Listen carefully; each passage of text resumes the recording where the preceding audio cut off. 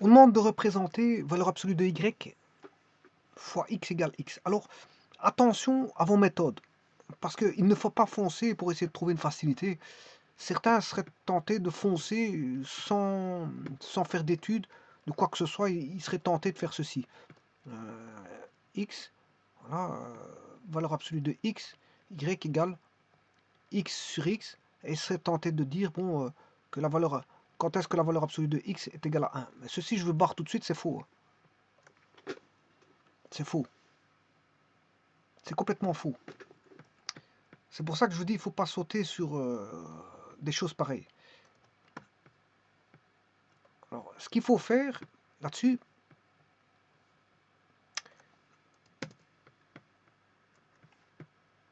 c'est d'étudier un petit peu. Alors, je ne vais pas dire. Bon, peut-on parler d'un domaine ici? C'est d'étudier. Parce que c'est pas une fonction, ça, je vous le dis tout de suite. Hein. Encore une fois, je viens d'étudier une fonction qui est plus ou moins similaire. C'est pas une fonction. C'est pour ça que, bon, étudier. Est-ce qu'on peut parler d'études de domaine? Domaine, c'est pour les fonctions. Ici, je parlerai plutôt d'études des x. Je vais étudier les x. Qu'est-ce qu'on peut mettre dans les x? Et les images. Les images de cette expression. Alors, je ne vais pas dire fonction parce que ce n'est pas une fonction. Les images. Alors, pour étudier ça, je vais prendre yx, je vais soustraire quand est-ce que ceci est égal à 0. Bon, ça c'est simple.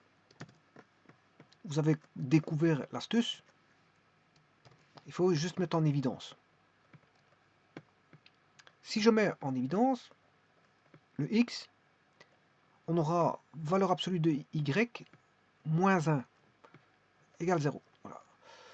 Bon, donc ce qui veut dire que quel que soit le x qu'on va rentrer, on a valeur absolue de y moins 1, qui doit s'annuler pour avoir 0.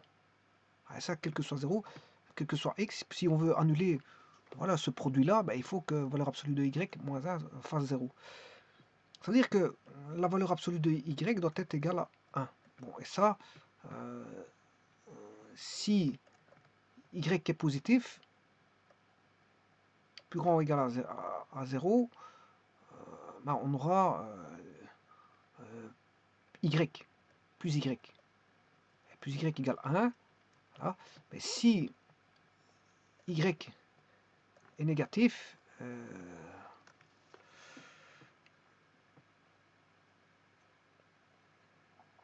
on aura moins y égale 1. Donc y égale moins 1.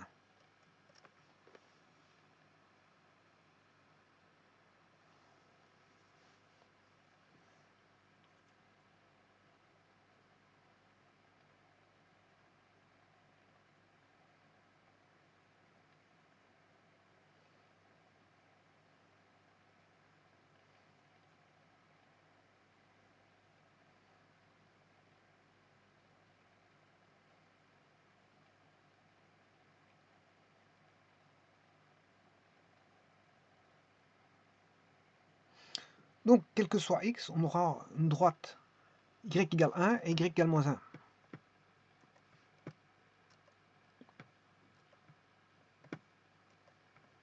Quel que soit x, on aura deux droites. On aura y égale 1 et une droite y égale moins 1. Ça veut dire qu'on a deux droites là. On a deux droites. On a la droite y égale 1, voilà la première droite, et ça quel que soit x, et la seconde, y égale moins 1, quel que soit x. Bon, mais il y a encore une étude à faire. Bon, c'est pas une fonction, je vous le dis tout de suite. Il y a encore une étude à faire, puisque en fait, il faut regarder qu'est-ce qui se passe en x égale 0. On va regarder qu'est-ce qui se passe en x égale 0.